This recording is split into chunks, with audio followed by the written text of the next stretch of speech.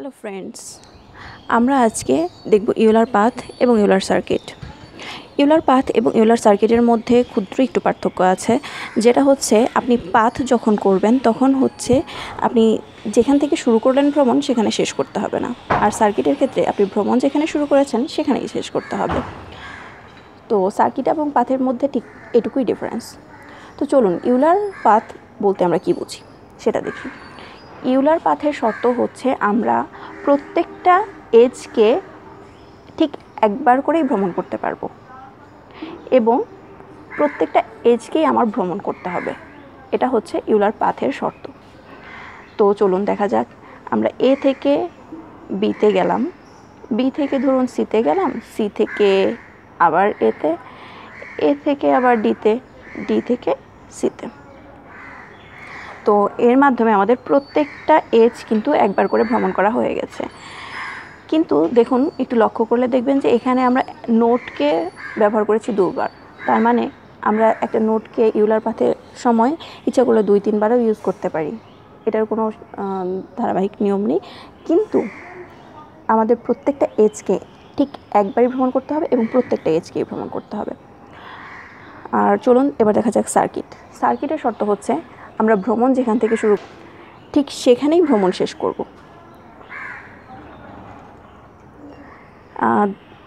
ধরুন এখানে আমরা এ থেকে শুরু করলাম, এ থেকে বিতে গেলাম, বি থেকে সিতে, সি থেকে ডিতে, অ্যান্ড ডি থেকে আবার এতে।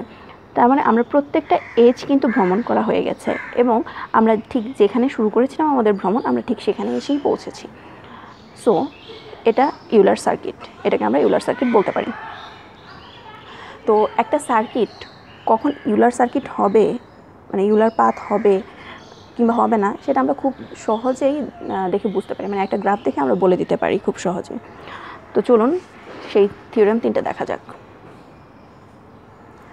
Every vertex has even degree. যদি প্রত্যেকটা ভার্টেক্সের ইভেন ডিগ্রি থাকে তাহলে সার্কিট পসিবল হবে। এটাতে দেখুন, এই 2 নাম্বার ফিগারে এখানে প্রত্যেকটা ভার্টিসের 2টা করে নোড আছে, মানে হচ্ছে এর ডিগ্রি হচ্ছে 2টা করে এজ আছে, তার মানে এর ডিগ্রি হচ্ছে 2। বি এর ডিগ্রি 2, সি এর ডিগ্রি 2, ডি এর ডিগ্রি 2, প্রত্যেকের 2, মানে ইভেন। তাই এখানে সার্কিট পসিবল হয়েছে। এখানে সার্কিট যে পসিবল হয়েছে তা আমরা একটু আগেই দেখলাম। আর দ্বিতীয় theorem, exactly 2 vertices have odd degree. যদি ঠিক 2টা ভার্টিসের যদি অড ডিগ্রি থাকে, ঠিক 2টা ভার্টিসের অড ডিগ্রি থাকবে আর বাকিগুলোর ইভেন থাকবে, তাহলে সেক্ষেত্রে পাথ পসিবল হবে। Path possible and circuit not possible. Okay, চলুন দেখা যাক।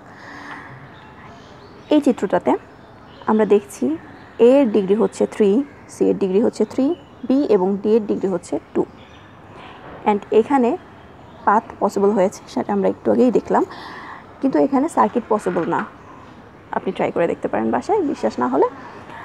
আর হচ্ছে 3 নাম্বারটা, more than 2 vertices have odd degree. যদি 2-এরও অধিক সংখ্যক ভার্টেক্সের অড ডিগ্রি থাকে তাহলে সেখানে পাথই পসিবল হবে না। যেমন এই ফিগারটার ক্ষেত্রে দেখুন, এখানে এ, বি, সি, ডি সবারই ডিগ্রি হচ্ছে 3 করে। সো এখানে না ইউলার পাথ পসিবল, না ইউলার সার্কিট পসিবল। তো আর যদি একটা জিনিস খেয়াল রাখবেন, যদি পাথ পসিবল না হয় তাহলে তো সার্কিট পসিবল হওয়ার প্রশ্নই আসে না। সো আজকে এ পর্যন্তই, দেখা হবে পরের টিউটোরিয়ালে। ধন্যবাদ সবাইকে।